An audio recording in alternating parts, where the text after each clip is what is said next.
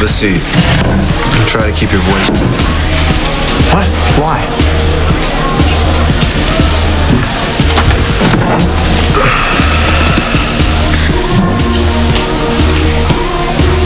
What do you think?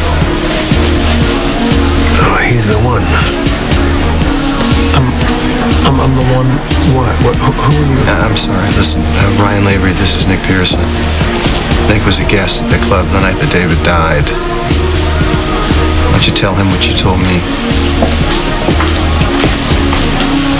Well, he almost knocked me over when you were running down the hall. I don't remember. Well, you were pretty out of it. You looked a little rough. Then you said the strangest thing. What did I say? Someone's gonna die tonight. Nick, do me a favor. Would you give us a minute? Yeah. I'm sorry, okay? I know how much this complicates things. I couldn't do it any sooner. I had to go through every single guest that was at that club that night. He was the hardest to track down because he's on the road a lot. He works for some hotel chain, and unfortunately, he's the only one who had something interesting to say. Last but not least, But why did he keep quiet? Well, you heard him, you know. All he knows is he's walking down the hall, he sees you, you're out of it, you look like hell. He didn't want to get involved, so he just left before David collapsed. You okay?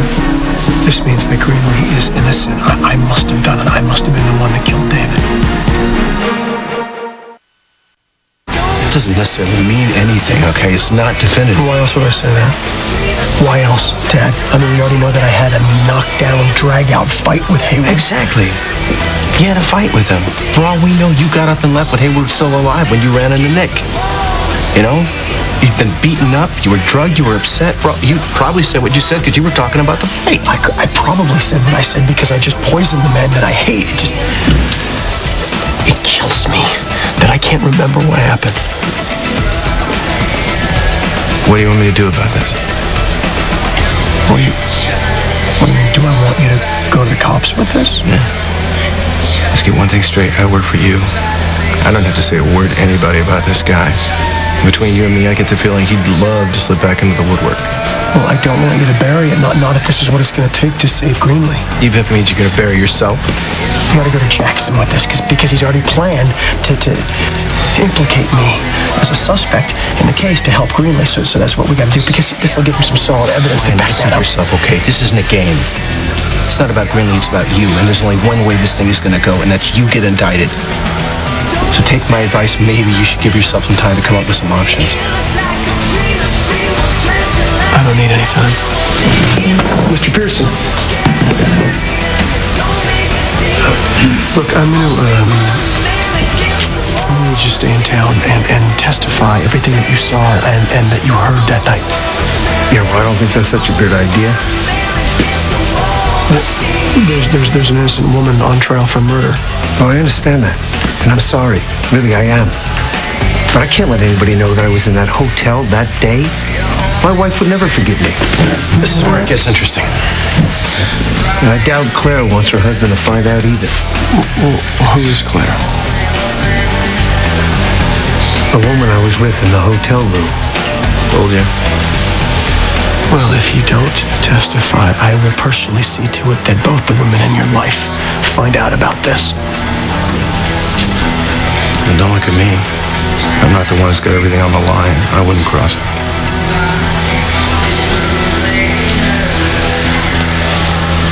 All right. Fine. Wise choice. Pretty quiet on the way home. I was just thinking. I heard you, you know. I didn't say anything. Over at Crystal's. When you were talking to Jackson, my hearing is getting sharper and sharper. We were just going at it about Greenlee's trial. Yeah, you were going at it even more when you realized he was about to serve me with a subpoena. Oh, come on. Here. If Jackson had thought about it even for half a second, he would know not to put you on that stand after everything you've been through. but I could have handled it. Well, that's not the point whether you could handle it or not. Baby, it's like the amnio. It's just one more challenge you don't need. But I can handle it. You know, I have been looking at this all wrong. Nobody needs challenges, but that's what life is. And when it comes to our child, I can take on any challenge. And I want you to know that I have made a decision. I am going to have the amnio. Don't worry, he'll fix it. He is a genius at anything technical, right? All right, you can go first. Hello. I have a call to make. It's time.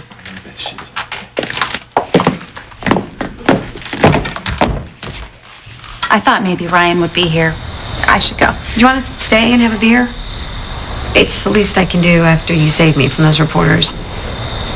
Well, Ryan wanted to help, but He told me about your night, and I'm sorry that I interrupted that. well, I knew it would bug him all night if he didn't do something. He cares about you, Greenlee. So I decided to take the bull by the horns and help you too. And actually, it felt kind of good. Those reporters were pretty pissed. I really think you're gonna beat this. Do you even want me to? Why? Because I told Liza that you wanted David dead? I'm really sorry about that. You were trying to help Ryan. Yeah, but I still shouldn't have said it. I want you cleared. I want you free so that you can move on and live your own life. That's important to Ryan. It's important to me. What are you doing back here?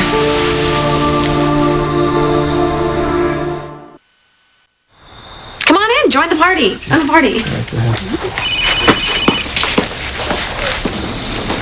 Labor. Well, it's done. I got Nick checked in. All right.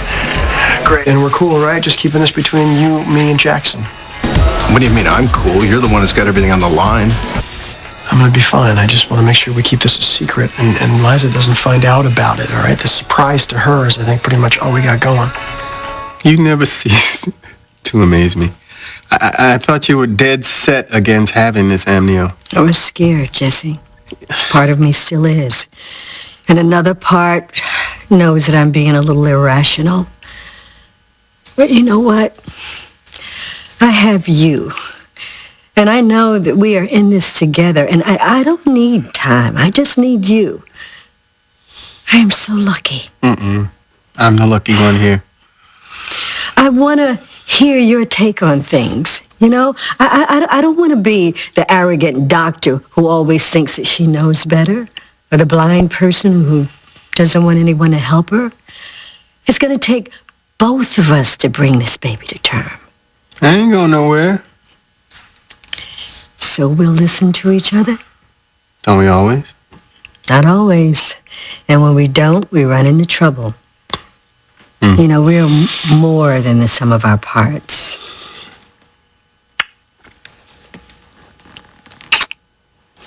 So, I want you to call the doctor, schedule the test, and then do just one more thing. Anything you need. Give me another kiss.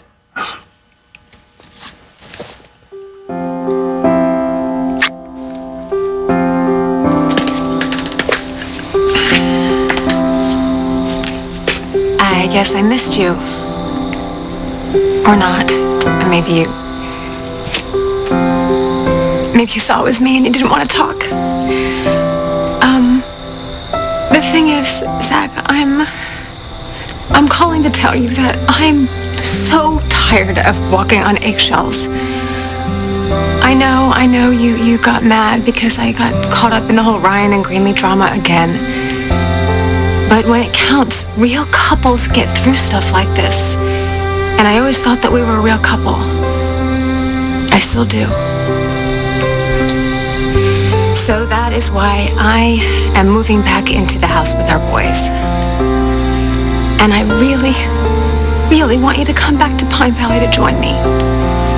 I just think it's time for us to just quit putting our lives on hold and figure this whole thing out.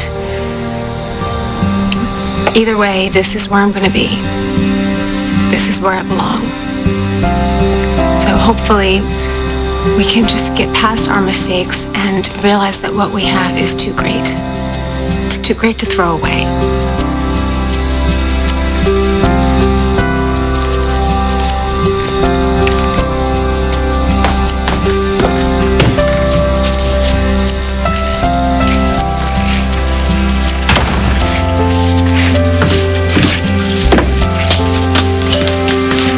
Hey, Do you think Kendall and Zach will work things out?